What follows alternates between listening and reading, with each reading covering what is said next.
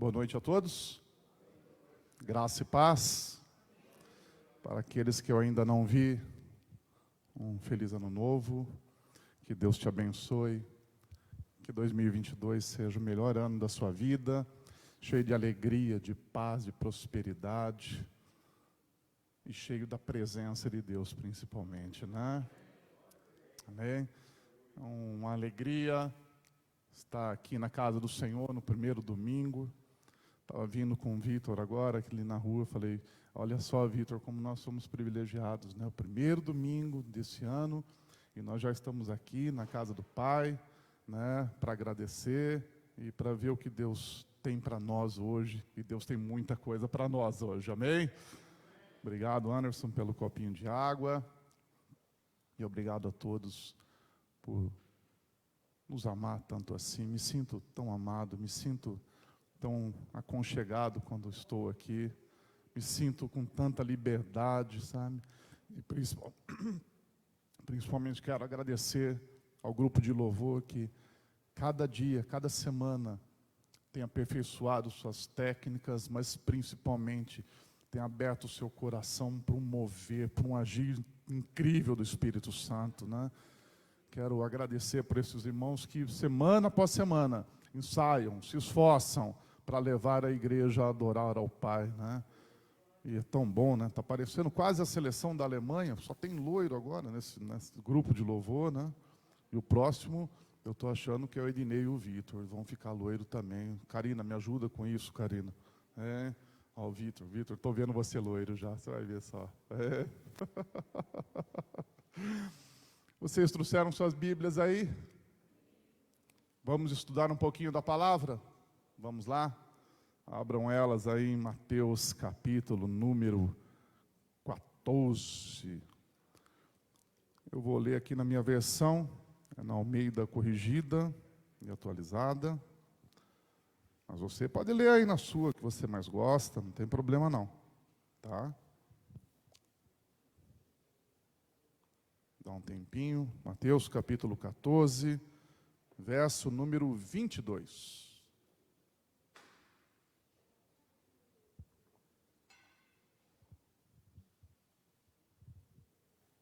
Quem achou aí, diga amém. Mateus capítulo 14, versículo 22.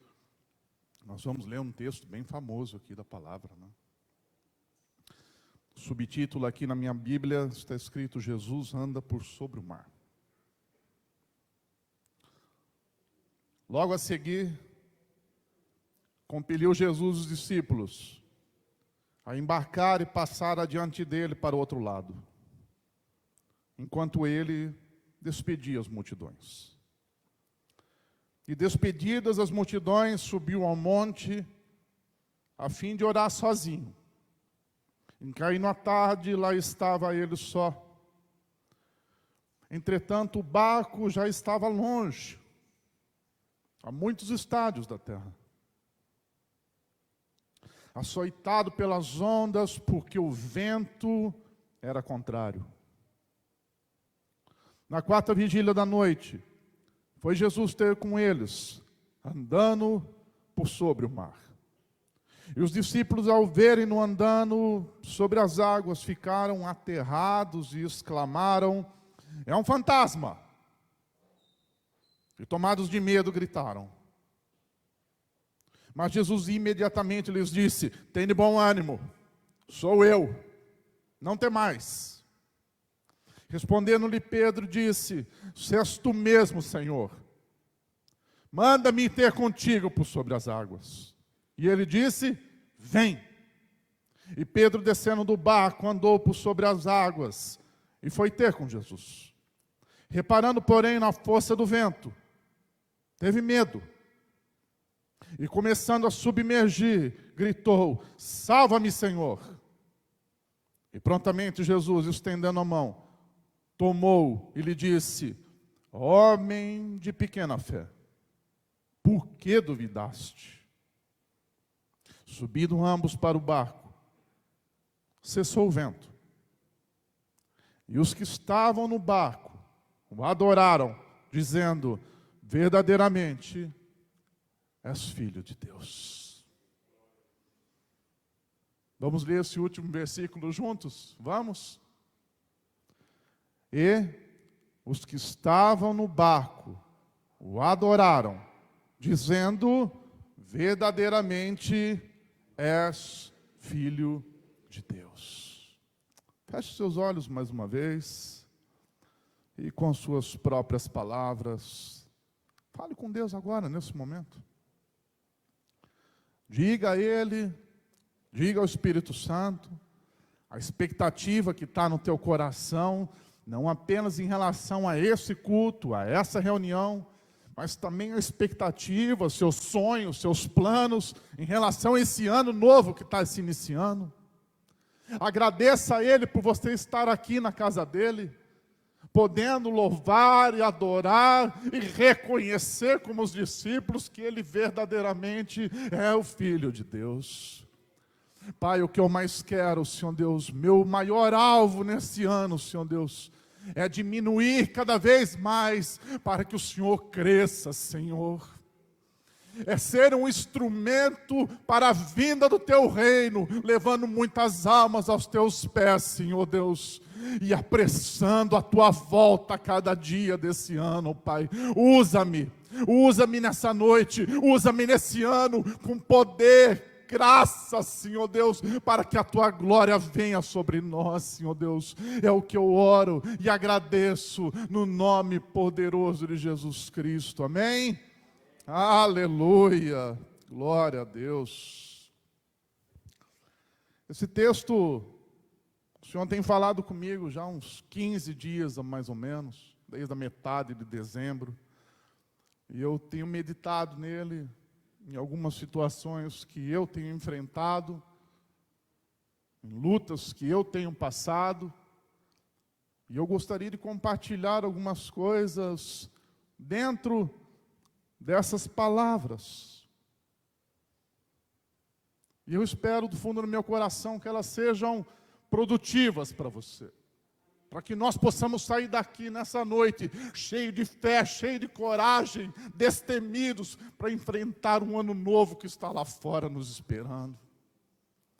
O tema que eu dei para essa mensagem é vencendo as tempestades da vida. Alguém tem passado por tempestade aí no último ano? Fora eu. Acredito que todos nós. 2022 está só começando e nós temos a certeza que o Senhor estará conosco nesse ano novo. Sim ou não? Ele prometeu: eis que estou convosco todos os dias, até a consumação dos séculos. Ele está comigo, Ele está com você, Ele está com nós. E isso me conforta muito. Porém, estarmos cientes da presença dEle não nos induz a uma questão que temos uma ausência de tempestades. Não se engane com isso. Mas, que bom saber que nós temos a certeza da vitória nas tempestades, nas tormentas. Ele não livra das tempestades, Ele nos livra nas tempestades. E isso é bom. Isso aquece meu coração. Esse texto que nós lemos agora, ele está relatado nos 3 evangelhos, menos em Lucas. Está aqui em Mateus 14, Marcos 6 e João 6. 3 evangelistas citam, esse texto maravilhoso. Maravilhoso. E como é bom ouvir isso. Grande parte do ministério de Jesus foi ao redor do mar da Galileia, ou o lago de Genezaré. Sua base ministerial, seu QG, era ali na cidade de Cafarnaum, bem às margens do mar da Galileia. E esse lago é muito grande. Ele tem 21 quilômetros de comprimento por 14 quilômetros de largura. Ele é o maior reservatório de água doce de todo o Oriente Médio. Ele está ali a 220 metros abaixo do mar Mediterrâneo. E a Bíblia cita por diversas vezes Jesus e seus discípulos atravessando esse mar para lá e para cá. E nele nós encontramos 2 milagres.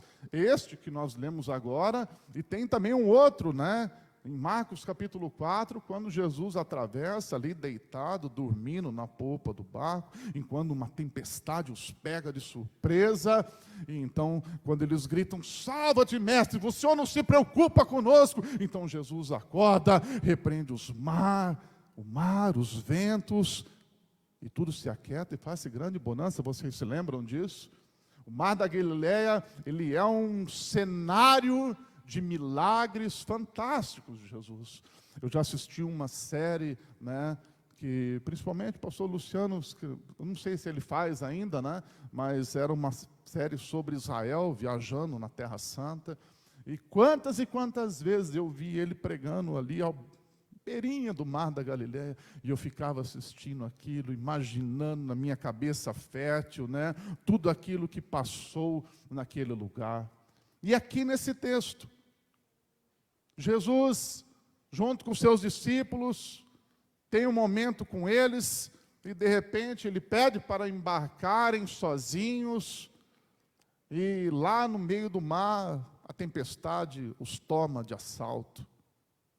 Jesus estava no monte orando por eles, e aquele barquinho quase afundou por causa da violência dos ventos e das ondas, E assim também somos nós, diante das tempestades da vida.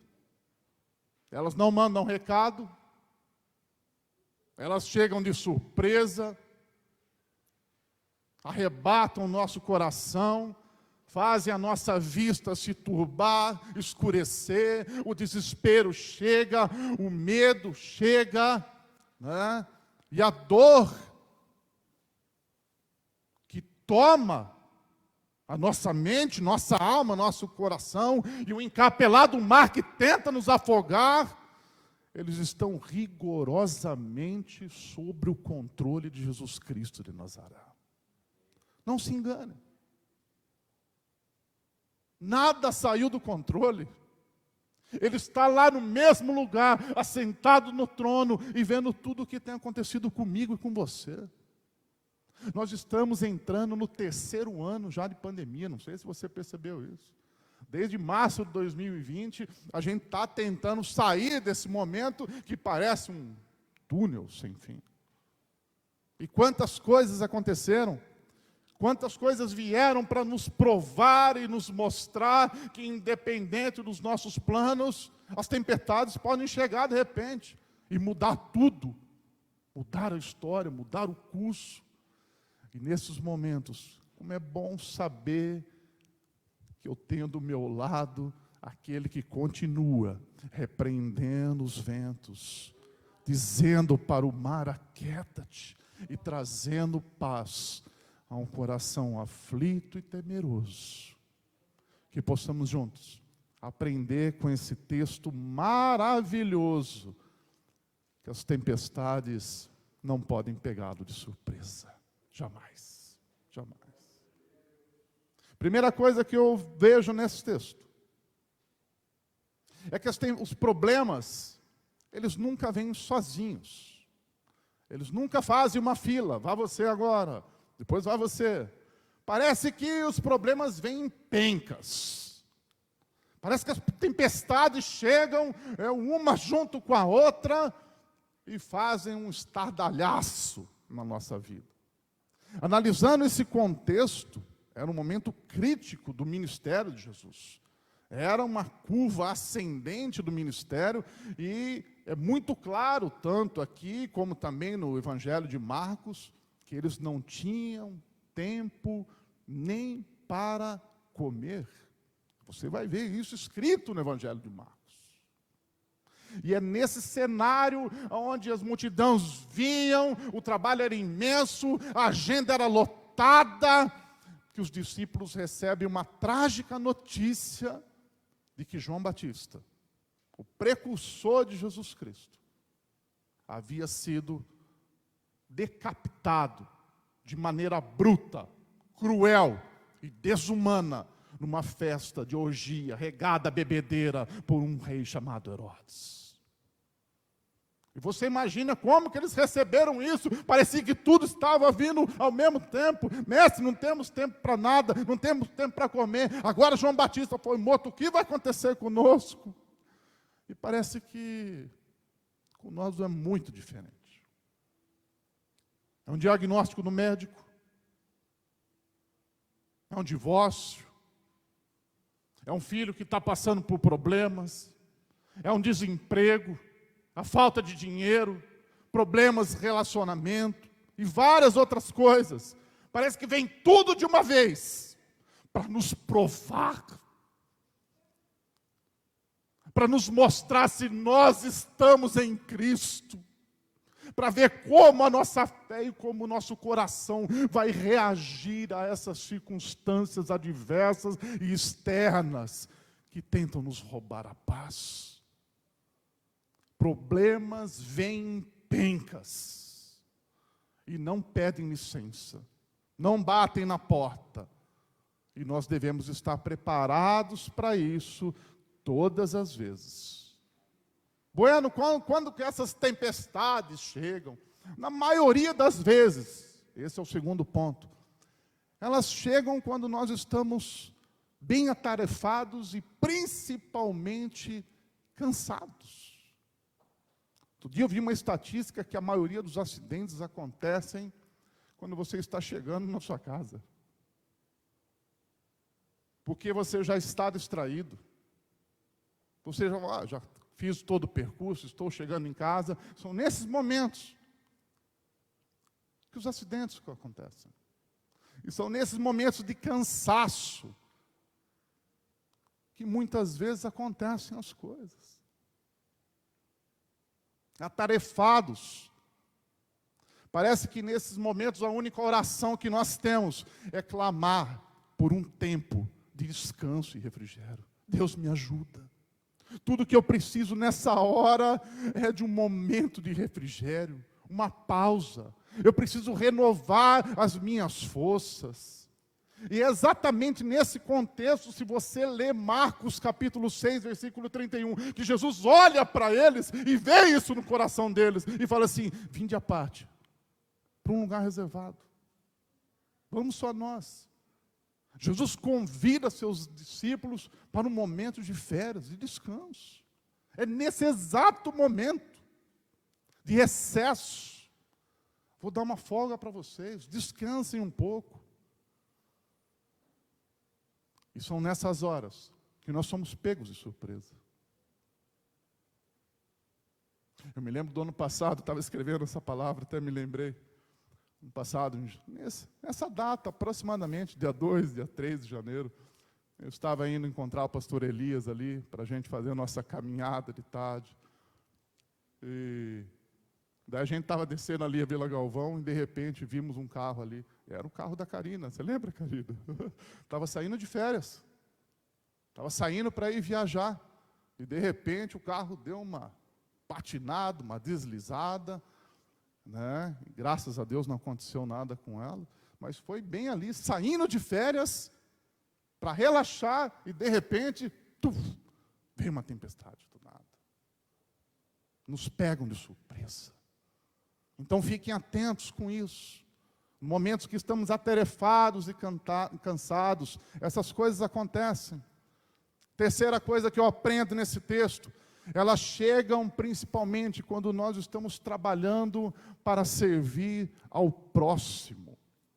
Quando eles chegaram nesse lugar deserto, para gozar das suas férias, tiveram uma surpresa. A multidão já estava lá esperando por eles, porque viram eles partir com o seu barquinho e se anteciparam com alguma lancha, com alguma coisa, e passaram na frente dos discípulos. E quando eles chegaram lá estava a multidão, e lá se foi as férias de Jesus e seus discípulos para o Beleléu. Não durou nem uma hora. E naquele lugar, a Bíblia diz muito claramente, Jesus, vendo as multidões, se compadeceu delas, porque eram como ovelhas que não têm pastor. E ali, compelido, né, por essa compaixão que era o combustível dele, olhou para os discípulos e falou assim: não dá, né, gente? Começou a ensinar, orar, curar e alimentar toda aquela multidão de aproximadamente 5.000 homens. E aí, nessa hora, aparece um jovem com 5 pães e 2 peixes, e o resto da história, vocês já sabem muito bem o que aconteceu. Jesus multiplica aquilo lá, aquele alimento, naquele momento que os discípulos falam: mestre, despede essa multidão, não dá para comprar pão para todos eles. Então, Jesus multiplica, entrega na mão deles e fala assim: dá-lhes voz de comer, sirvam a esses irmãos. E nesses momentos em que nós estamos trabalhando para servir ao próximo, chega uma tempestade na nossa vida. E isso para nós é estranho. Porque parece que está tudo certo, eu estou fazendo tudo corretamente, estou servindo ao Senhor, e de repente vem uma tempestade na minha vida. Alguma coisa parece que não está certa, né? E aí eu emendo com a quarta coisa que eu aprendo. As tempestades chegam quando nós estamos fazendo a vontade de Deus, servindo ao próximo e fazendo a vontade. Se você notar aí o versículo número 22 desse texto de Mateus que nós lemos, a palavra fala: então Jesus compeliu os discípulos a entrarem no barco. Eu não sei se você está acostumado a esse verbo compelir, mas ele não denota para nós uma sugestão. Olha, Vitor, eu sugiro que você desligue o computador, faça isso. Como seu pai, eu sugiro para você que faça. Não, tem hora que eu dou uma sugestão para o meu filho, mas tem hora que ele sabe que eu dou uma ordem para ele, como pai. E nesse momento, como pai, como mestre, Jesus não estava sugerindo que eles entrassem no barco. Ele estava ordenando eles entrarem e atenderem a sua ordem. E eles entraram. Por que Jesus fez isso, Bueno? Talvez. Porque se você ler o relato de João capítulo 6, fala que quando Jesus multiplicou os pães e os peixes e alimentou toda aquela multidão, aquela multidão falou um para o outro: façamos dele o nosso rei. E isso, para alguém que estava debaixo do Império Romano, era rebelião. Vocês compreendem isso? E Jesus não veio para ser um rei daquela multidão do jeito que eles estavam pensando. Então Jesus compele os seus discípulos a entrarem no barco para não participar dessa situação. E aí sim, né? Ele trata com aquela multidão e vai para cima do monte orar. E é uma situação complexa. Porque eu mesmo, já várias e várias vezes, estava ciente que eu estava no centro da vontade de Deus. E algumas tempestades me assaltaram. E eu fui orar e fui perguntar para ele: por que de tudo isso? Porque é fácil para nós olhar quando a tempestade pega Jonas. Isso é fácil. Você não precisa de muita revelação para entender que aquela tempestade, até todo mundo sacudir e falar assim: tem alguém aqui que está trazendo esse problema. Vamos jogar ele no mar. Então, jogando Jonas no mar, imediatamente a tempestade cessou. E um peixe grande engoliu ele e ficou 3 dias lá. Crente desviado em endereço certo de tempestade. Escutem-me. Crente desviado em endereço certo de tempestade. Não brinque com isso. Não brinque de igreja. Não brinque com Jesus. Mas quando nós estamos no centro da vontade dele, servindo aos irmãos, fazendo a obra dele, e a tempestade não chega. Qual o conselho? Não murmure, não questione. Não questione. Ontem eu estava ligando para um tio meu, e ele está com um problema grande. Amanhã vai pegar o resultado de uma biópsia. Ele está com 82 anos. E eu falei: como o senhor está se sentindo? Ele falou: não estou questionando, não estou reclamando. Fiquei lá no Hospital de São Vicente, tinha 4 pessoas no meu quarto, e eles estavam muito pior do que eu. Falei, é isso aí, tio. E um deles falou, vocês estão me dando uma aula, vocês estão nessa situação, mas estão alegres, estão contentes, estão dando risada, e eu vou levar isso para o resto da minha vida. Saiba disso. Preste atenção nessa questão. Não é porque nós estamos fazendo a vontade de Deus, no centro da vontade dEle, que a tempestade não vai chegar até a minha vida e a sua. Esse hino que nós abrimos o culto hoje, Sou Feliz. A gente sabe que quem escreveu essa letra foi um homem de Deus, um advogado muito rico da cidade de Chicago. E ele estava servindo ao Senhor, fazendo a vontade de Deus.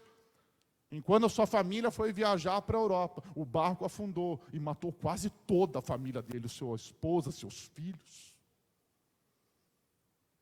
No meio da vontade de Deus. E ele não reclamou, e ele não murmurou. E um tempo depois, quando ele pegou o seu barco e foi até o lugar onde foi o naufrágio, chegando lá, o Senhor deu a ele, no coração dele, esse hino que nós acabamos de cantar agora. Sou feliz com Jesus, independente das circunstâncias. Independente dos problemas e das tempestades, sou feliz com Jesus. Não reclame, não questione a Deus, não murmure contra o Senhor. Isso faz parte. Tudo isso é um grande aprendizado. Amém? Tudo bem até aqui? Vocês estão tranquilos aí? Tá bom. Quando as tempestades chegam, em quinto lugar, na maioria das vezes, elas são maiores do que as nossas próprias forças. Na maioria das vezes. Dos 12 apóstolos, 11 eram daquela região. Desses 11, 4 eram pescadores que cresceram dentro do mar da Galileia. Que provavelmente pescaram a vida toda, seus pais eram pescadores, seus avós eram pescadores, conheciam aquele 21 por 14 quilômetros quadrados com uma palma da mão deles. E foi nesse lugar que eles foram pegos de surpresa. Naquilo que eles mais controlavam, naquilo que eles mais dominavam. E esse contexto nos ensina que nós muitas vezes tentamos lidar com problemas que achamos que nós podemos com isso, porque eu controlo isso, eu sou bom nisso, eu tenho conhecimento nisso, eu tenho sabedoria nisso.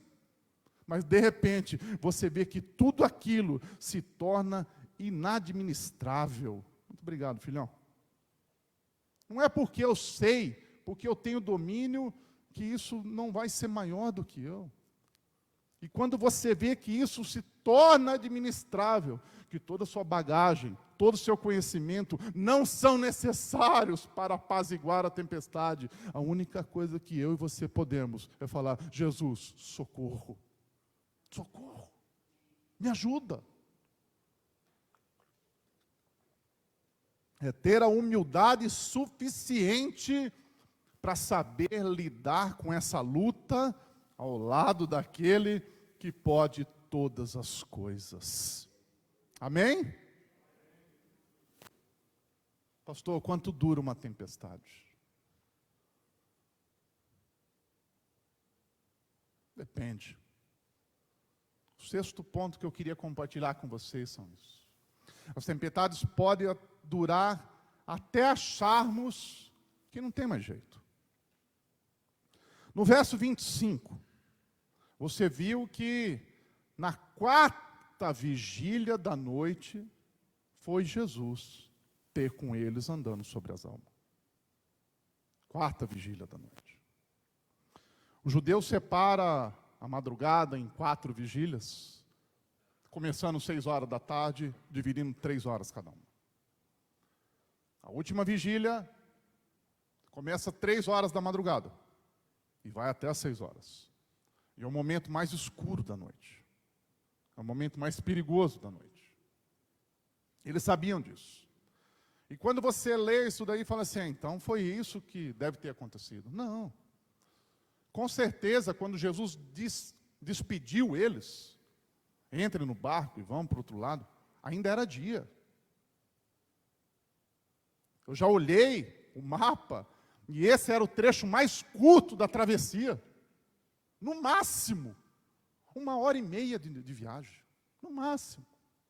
Barquinho, de boa, 1h30, vendo o pôr do sol na Galileia, que é coisa linda, inacreditável. 1h30. E aqui a Bíblia fala que na 4ª vigília da noite, eles estavam desesperados. Toda esperança, toda a fé, tudo aquilo que havia no coração deles, já havia se dissipado. Já havia ido embora. E o medo passou a tomar conta deles. Achando que iriam sucumbir, afundar. Já não basta a primeira vez. Prestem atenção. Naquele primeiro episódio lá, onde Jesus estava dormindo no barco, não foi a chuva que acordou ele. Não foram os ventos, não foram o movimento. Para quem já esteve em alto mar, eu já estive uma vez, fui pescar em alto mar, nem quero mais ir. O barco balança demais, demais. Nada acordou ele, nada. A única coisa que acordou Jesus naquele momento foi quando eles disseram: mestre, você não se importa que nós estamos perecendo? Opa, como que é? Eu imagino ele levantando na hora, como que é? Eu não me importo com vocês. É isso que vocês estão dizendo? Vento! Mar! Aquieta-te. Vocês acham que eu não me importo com vocês? E nesse momento eu imagino quantas e quantas horas se passaram até eles chegarem nesse momento de desespero. Mas que bom que nós sabemos que não existe deserto que dure uma vida toda, não existe tempestade que dure para sempre, não existe. Tudo na nossa vida tem começo, meio e fim. Independente daquilo que você está passando e enfrentando, vai chegar uma hora de um ponto final nisso daí, nessa dificuldade. Isso não vai durar para sempre. Nem se for na 4ª vigília da noite.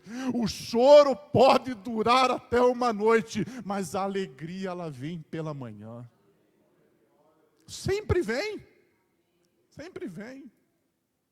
Estava conversando com a Paula esses dias, principalmente na virada do ano. Fiz uma conta de padeiro lá, falei, faz 7 anos que nós estamos no limite do limite do limite. 7 anos. E eu creio que esse ano algo sobrenatural vai acontecer na nossa vida. Vai chegar um ponto final. Porque não existe tempestade que vai durar para sempre, não tem essa.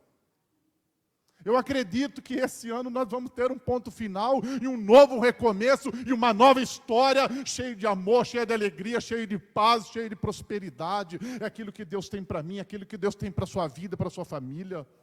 Creia nisso. Nada dura para sempre, meu querido. Nada dura para sempre. 7º, quando as tempestades chegam, elas encharcam o nosso peito, o nosso coração de medo. E o medo é complicado. O medo é o maior bloqueador de milagres que pode existir na face da terra. Já lidei com pessoas com síndrome de pânico. É triste. O pastor Haroldo está aqui, também deve lidar com isso. Triste. É triste ver um familiar seu com medo. Você perguntar, medo do quê? E a pessoa fala, não sei. É triste você ir na casa de um amigo seu, debaixo de um chuveiro, chorando, pedindo a morte. O que foi? Estou com medo. Medo do quê? Não sei. É triste ver o ser humano lidar com essa palavrinha pequena, chamada medo,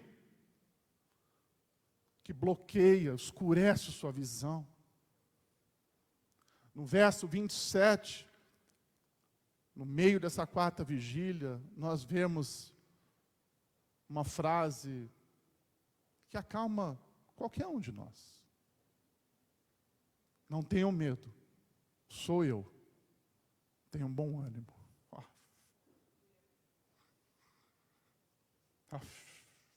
Como é bom ouvir isso. Foi a primeira palavra dele. Não tenham medo, porque ele sabia o que estava no coração deles. Estavam com medo de morrer naquele momento. Viajei muito de avião. E peguei muitas turbulências, muitas. Mas teve uma delas que eu falei, o avião vai desmontar. Voava tudo do avião. Eu falei, Jesus amado.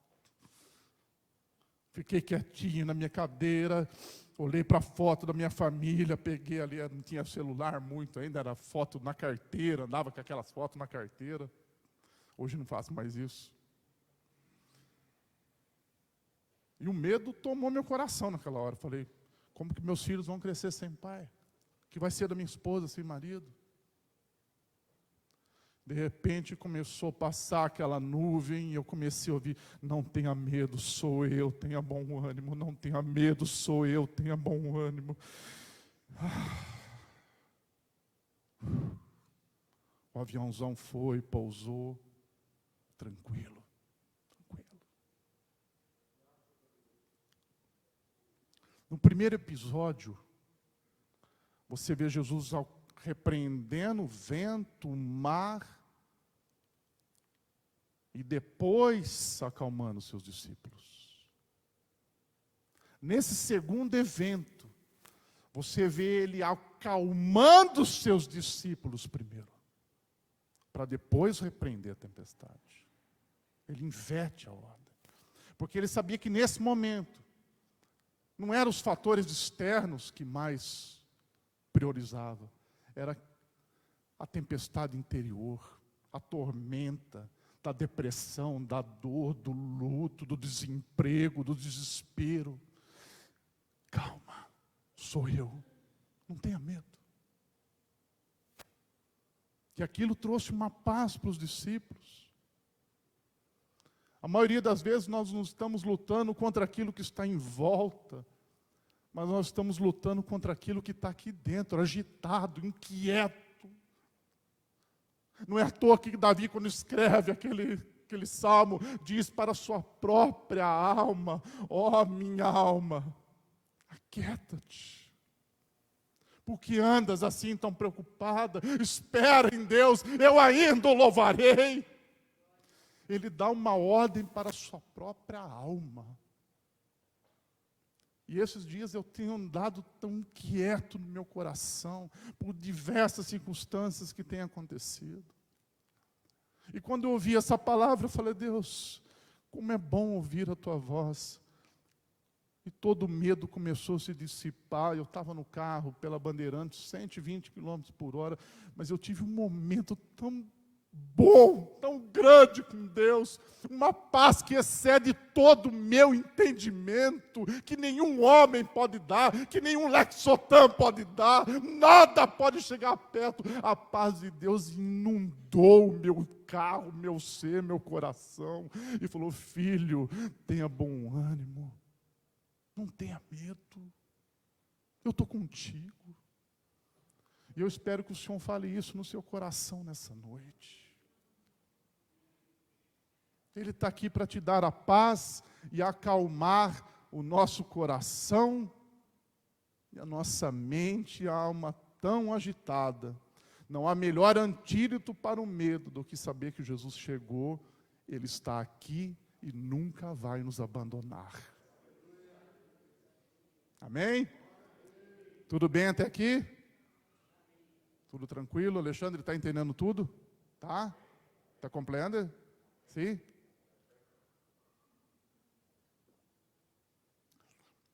Cada um tempo, estar falando espanhol e predicando a palavra de Deus em espanhol. Que me dera, vou tomar aulas contigo. 8. As tempestades podem ameaçar aquilo que nós temos de mais precioso, chamado a nossa fé. Quando Pedro escuta Jesus dizendo que era ele, que era para ele ter bom ânimo, ele responde. No lugar daqueles 12 homens, ele fala: se é o Senhor mesmo, manda-me ter contigo sobre as águas. E o que aconteceu nessa hora? Jesus fala: vem. E quando ele fala vem, e nos convida a ter um episódio sobrenatural na nossa vida, qual é a sua reação? Qual é o seu posicionamento diante de um convite para fazer algo que nenhum ser humano havia feito antes? Então Pedro não pensa duas vezes. Pula do barco, põe o seu pé sobre as águas. Ele falou: está firme.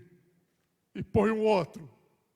E começa a andar em direção ao autor e consumador da fé dele. E naquele percurso que eu não sei de quantos metros eram, a cada passo que ele dava, eu imagino o que passava na cabeça daquele homem, tão parecido conosco. Olhando Jesus naquela escuridão do mar, pensando que era um fantasma, mas agora sabia que era Jesus, e ali andando, pisando nas águas, desafiando todas as leis da física. Mas de repente,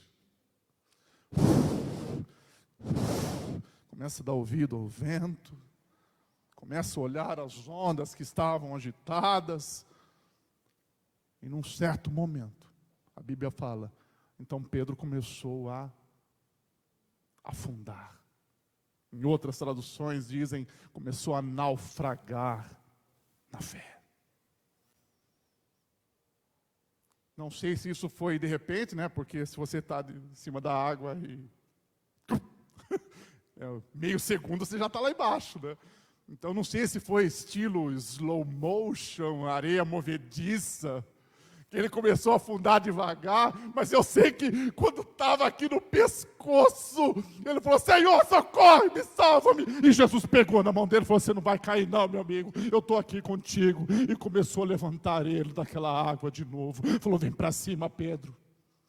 Vem para cima, porque a minha destra fiel te segura. Se você andar pelo fogo, não vai te queimar. Se você passar pelas águas, elas não vão te afundar. Eu sou contigo, eu te sustento, eu te tomo pela mão e te digo: não temas. Não temas.